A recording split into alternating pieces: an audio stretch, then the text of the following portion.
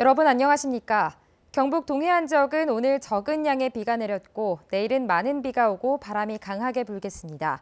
내일까지 예상 강수량은 20에서 60mm며 시간당 30mm 이상 강한 비가 오는 곳이 있겠습니다.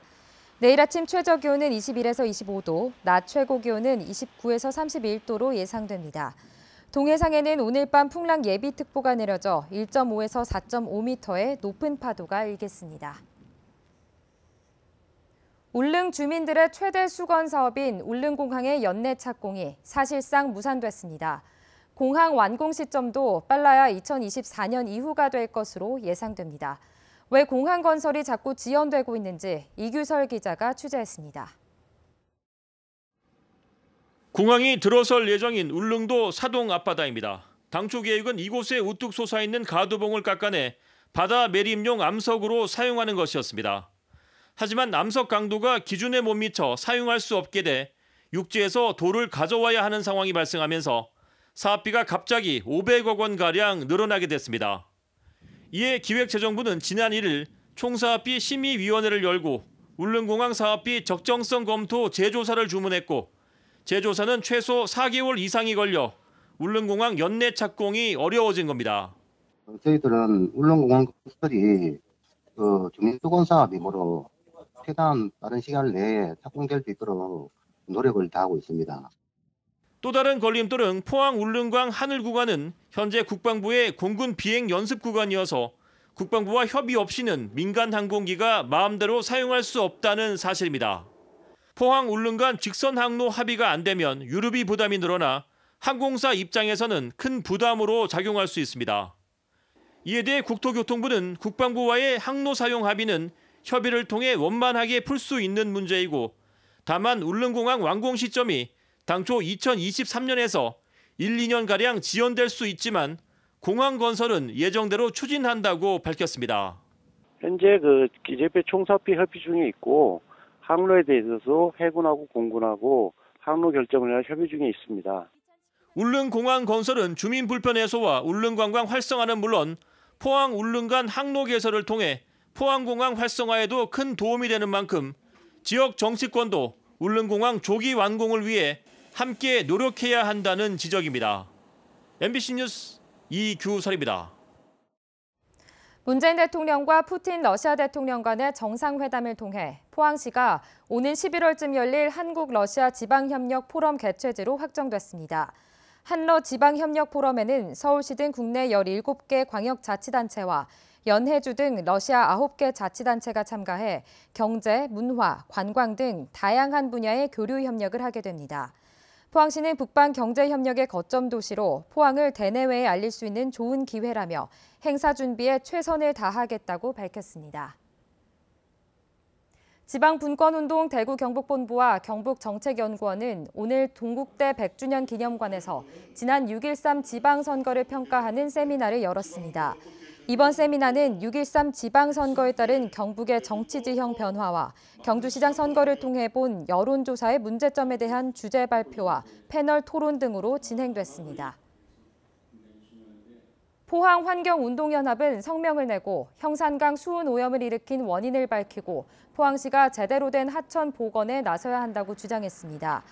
환경운동연합은 심각한 수온 오염이 확인됐지만 여전히 오염을 유발한 원인에 대한 조사가 전혀 성과를 내지 못하고 있다며 철저한 조사가 시급하다고 주장했습니다. 또 포항시가 추진하고 있는 대규모 준설 사업은 실효성이 검증되지 않은 졸속 대책이라고 비판했고 구무천 생태보건 사업도 공단에서 흐르는 구무천의 실정에 맞지 않는 잘못된 해법이라며 우려스럽다고 밝혔습니다. 경북지방경찰청 국제범죄수사대는 철강 포장 자동화 기술을 해외에 유출한 혐의로 전 사업부장 56살 A씨 등 2명을 불구속 기소했습니다. 경찰에 따르면 철강 포장 설비 회사에서 부장으로 재직하던 A씨는 퇴사하면서 회사의 영업비밀인 설계도면 1,600여 개의 파일을 빼돌린 뒤 이를 중국의 다른 회사에 넘겨준 혐의를 받고 있습니다. 문화재청은 조선 후기에 그려진 포항 보경사의 비로자나 불도에 대해 보물 지정을 예고하고 한 달간의 의견 수렴과 심의를 거쳐 국가지정 문화재로 지정합니다. 보경사 비로자나불도는 경상도에서 활동한 3명의 불화승이 왕실의 안녕을 기원하기 위해 3m 크기 대형 삼배에 비로자나불을 주존불로 문수보살과 사천왕상 등을 그린 불화입니다. 특히 시각적인 오묘함과 조화로움이 돋보이고 제작 시기와 제작자가 뚜렷해 조선 후기 불화 연구의 귀중한 작품으로 평가받고 있습니다. 경북도의회가 오늘 10대 의회 임시회를 끝으로 4년 동안의 의정 활동을 마무리했습니다. 경북도의회는 오늘 마지막 본회의에서 경상북도 대표도서관 설치 및 운영 조례안을 비롯한 안건 16건을 처리하고 의정 활동을 마감했습니다. 경북도의회는 사상 처음으로 도산화기관 인사검증 제도를 도입하고 지난 도의회보다 의원 발해 조례를 2배 이상 늘리며 의정 활동에 주력했다며 성원해준 도민들에게 머리 숙여 감사한다고 밝혔습니다. 올해 7월에서 9월까지 3분기에도 대구 경북의 아파트 입주가 잇따릅니다. 국토교통부에 따르면 3분기 대구 경북의 아파트 입주 예정 물량은 모두 16개 단지 9천여 가구에 이릅니다. 이는 지난해 같은 기간보다 42% 줄어든 물량이지만 경북을 중심으로는 여전히 공급 과잉이 이어지고 있습니다.